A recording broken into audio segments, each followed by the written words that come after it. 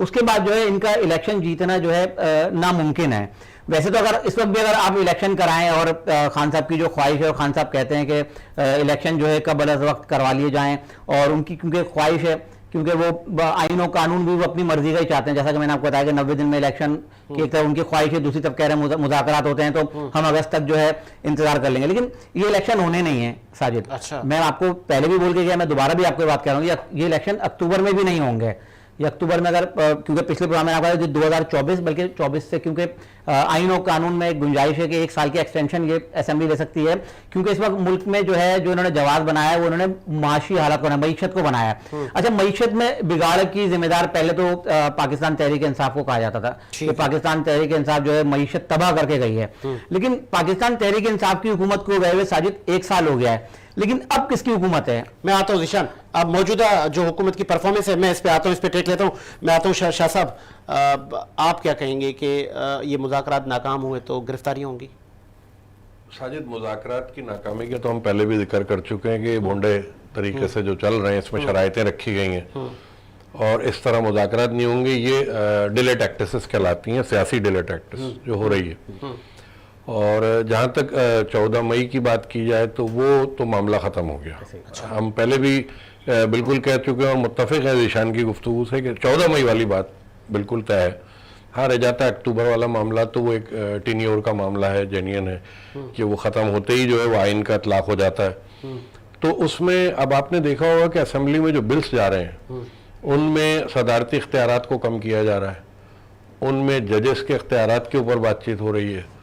तो ये जो सर्किल में और फ्रेम में लाया जा रहा है चीज़ों को, तो उसमें हमें ये नज़र आ रहा है कि बहुत सी चीज़ों में बिगाड़ था या ज़रूरत थी अमेंडमेंट की, तो अमेंडमेंट की जा रही, क्योंकि हर दौर में हर गवर्नमेंट अपने हिसाब से आइन में तरमीम कर चुकी है, साबिक़ा दौर में भी कर चुकी है। तो इस वक्त अगर ज़रूरत है तो वो होगी।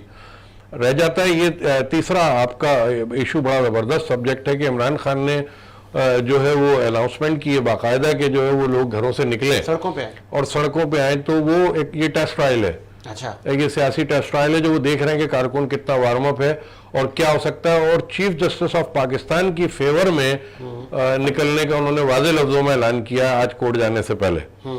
तो अब देखना ये कि टेस्ट ट्रायल जो है वो किस हद तक कामयाब होता है और कितनी जगहों पे कितने तादाद में मुजाहरे होते हैं और क्या गिरफ्तारियां अमल में आती हैं, क्या वायलेशन होती है। क्योंकि आज भी हमने ये देखा कि कोर्ट के हवाले से ये पहले ही लेटर आ चुका था कि इज्तिमा नहीं होगा, सियासी इज्तिमा कोई नहीं होगा और ना ज्यादा लोग होंगे, और पेशी जो है वो जिस नॉर्मल तरीके से होती है वो होनी चाहिए।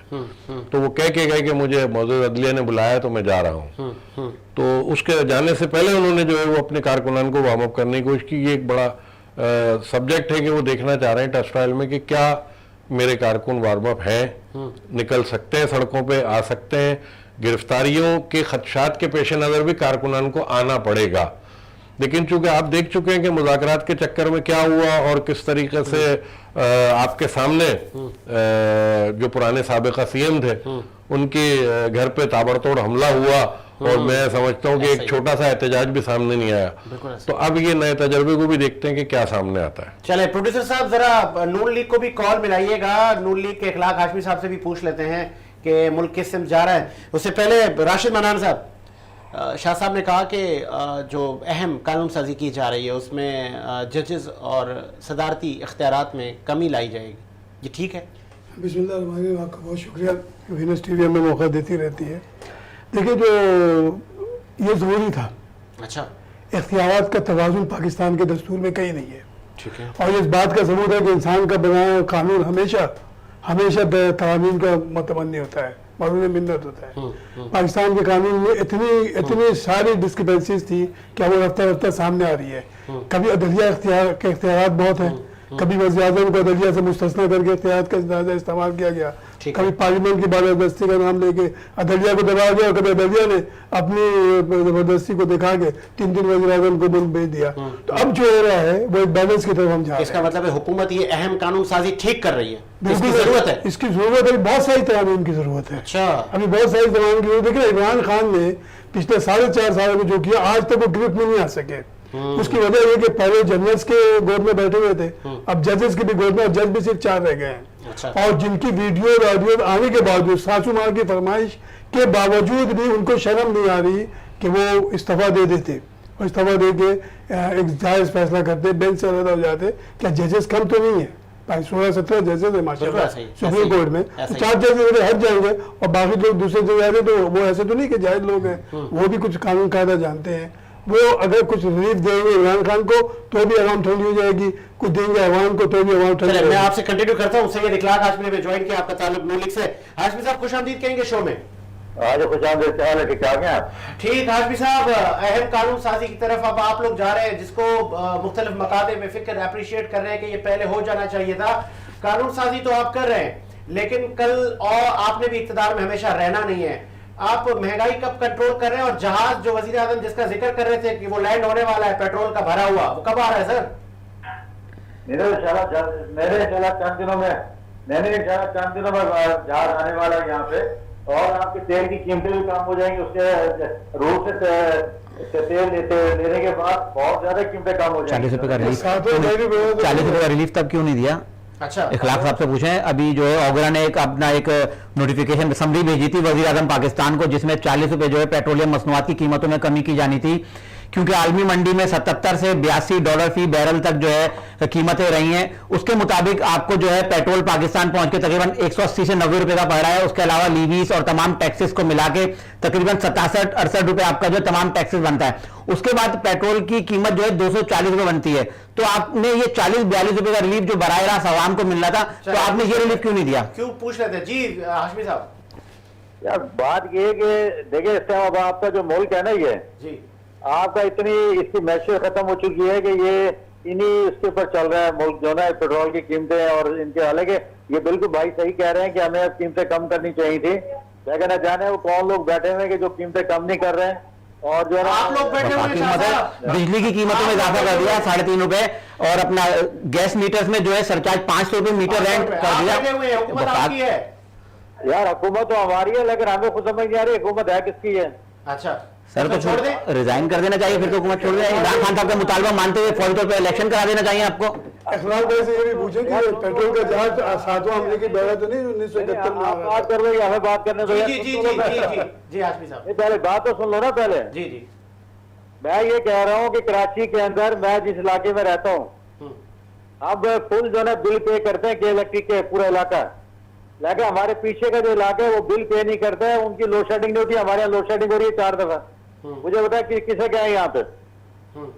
हाँ, उसके बाद ना तमाम मिला के टैक्स पानी भरते। यहाँ कोई हुकूमत नहीं है पाकिस्तान में भाई, यहाँ कोई कानून नहीं है, कुछ नहीं है। सब माफिया काम कर रहे हैं, ब्यूरोक्रेसी। जिस तरह इमरान खान का नहीं कहना मानती थी, इस तरह मुझे ये लगता है कि हमारी तो हुकूमत 12 लोगों की हुकूमत है ना, एक आदमी हुकूमत तो नहीं है। जैसे ब्यूरोक्रेसी इमरान खान को परेशान किए हुए थे, इसी तरह इस ब्यूरोक्रेसी हमें परेशान कर रही है। तो फिर छोड़ दें, आप हुकूमत छोड़ दें। इंकशाफ है। नहीं, हम तो कहते हैं कि शहबाजी साहब को रिजाइन करें। वो भाई कौन सी ब्यूरोक्रेसी, नाम लेना, आप नाम लीजिए। नून लीग के अपने ही लोग कह रहे हैं कि रिजाइन करें। देखे सिंध गवर्नमेंट की वफाकी सूबाई सारी ब्यूरोक्रेसी सब नहीं काम करने दे रही है। अब सियासतदानों को नाकाम करने के लिए बैठी है इमरान खान के दौर से और अभी तक। सिंध हुकूमत का जिक्र कर रहे हैं, सिंध हुकूमत तो इनकी इत्तेहादी है। मैंने सिंध गवर्नमेंट है, बलोचिस्तान हुकूमत है, पंजाब हुकूमत है, तमाम सूबाई गवर्नमेंट जो ब्यूरोक्रेसी जो है। तो फिर इक्तदार से भी तो सर आप ही चिपक के बैठे हैं। भाई हम कह रहे हैं ना रिजाइन करें। हम तो कह रहे हैं शहबाज रिजाइन करें हुकूमत से। तो कल आप एक प्रेस कॉन्फ्रेंस करें और ऐलान करें। यहाँ पे तो आपने बोल दिया। मैं वही बता रहा हूँ, हमारा तो वोट बैंक सारा खत्म होते जा रहा है, काम हमारे हो नहीं रहे। नून लीग वालों एक कोई नौकरी नहीं मिली, किसी को कुछ नहीं मिला, तो ऐसी हुकूमत से क्या फायदा कि मुंह काला कर रहे हैं हम अपना जो ना। ओ काफी गमो गुस्सा है। अच्छा फिर हाशमी साहब ये भी बताइए, इसका मतलब फिर तो ये हुआ कि हमने कहा था कि नवाज शरीफ साहब नहीं आएंगे, वो भी नहीं आएंगे। भाई नवाज शरीफ मुझे बताया कि मैं जो बात कर रहा हूँ, नवाज शरीफ साहब ने कहा था हुकूमत मत लें, सही है ना जी। अब वो जिस तरह से भी हुकूमत ली गई, हम इसके पीछे नहीं जाते, लेकिन हुकूमत हमने ले ली कि जी हम ये करेंगे वो करेंगे, हिसाबदार आएगा, ये करेगा फलाना करेगा, लेकिन कुछ नहीं हुआ। अवाम परेशान है और अवाम परेशान हो रही है जो ना, और कुछ भी नहीं है। चले आप कॉल पे रहे मन्नान साहब कॉल पे रहे। हाशमी साहब, राशिद मन्नान साहब, आप जमात इस्लामी से आपका ताल्लुक है, आपने देखा कि नून लीग के अपने लोग अभी हमारे साथ लाइन पर हैं, वो कह रहे हैं हम